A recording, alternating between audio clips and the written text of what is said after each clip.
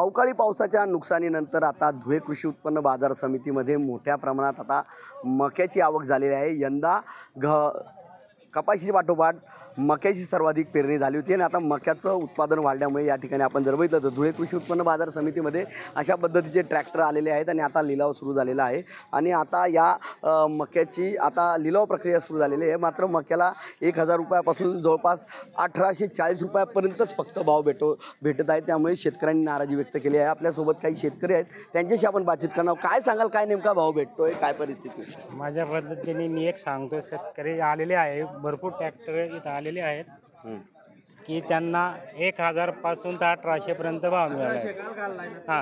हे 1800 फक्त 2 शेतकऱ्यांचा माल दिलेला आहे, तो बी 5 ते 6 क्विंटलला भाव दिलेला आहे त्यांनी। जे पूर्ण ट्रॅक्टर आहे त्यांना फक्त 1200 ते 1000 पर्यंत भाव आहे। फक्त 2 ट्रॅक्टरांना त्यांनी 1000, फक्त 2 वाहनांना 1800 रुपये भाव दिलेला आहे त्यांनी।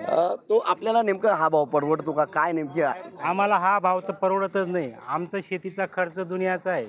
आता एक बॅग घ्यायला गेलो तर 2200 रुपयाची बॅग आहे, किती 4 किलोची बॅग येते ती मकाची, ती 2200 रुपयाला मिळते। तिला खत फवारा मारून आम्हाला तो परवडत नाही। 1000-1200 रुपये तर शेतकऱ्यांनी काय करायचं? आत्महत्या करायची का शेतकऱ्यांनी? नक्कीच नक्कीच। तुम्ही काय सांगाल, नेमकी काय परिस्थिती?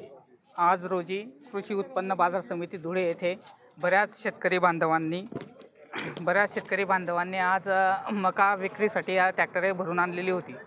तसेच आधीच अवकाळी पाऊस, जास्तीचा पाऊस, तसेच आता दिवाळीनंतर परतीच्या पावसाने खूप जास्तीचं नुकसान शेतकऱ्यांचं झालेलं आहे।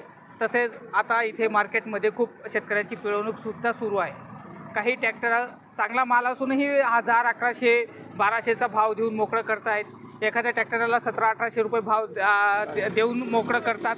म्हणजे असे दिशाभूल इथे होते। एका शेतकऱ्याचा आम्ही चालूच बघितलं, इथे एका शेतकऱ्याचा 1200 रुपये निलाव झाला। तर हे न्यूजवाले इथे असताना त्यांनी 1200 रुपये भाव दिला। हे थोडे दूर जाताच त्यांनी ते माल घ्यायचा नकार देऊन दिला। म्हणजे इथं धुळ्यात मोनोपॉली चालू आहे। इथे कोणते कृषी उत्पन्न बाजार समिती धुळ्याचे इथे कोणी अध्यक्ष असतील, राजकीय व्यासपीठ असेल, हे कुठे जातात? हे फक्त शेतकऱ्यांचे मतं गोळा करण्यासाठी येतात का?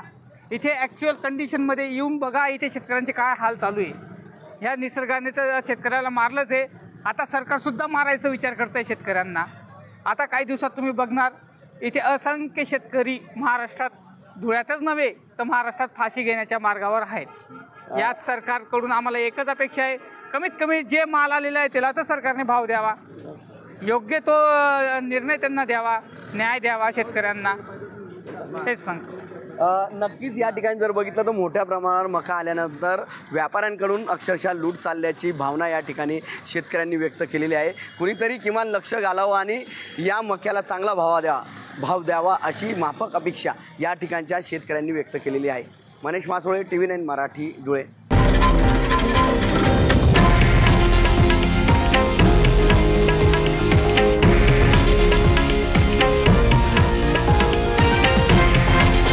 हे आहे देशातील नंबर 1 न्यूज नेटवर्क आणि आपण पाहत आहात TV9 मराठी, एकमेव।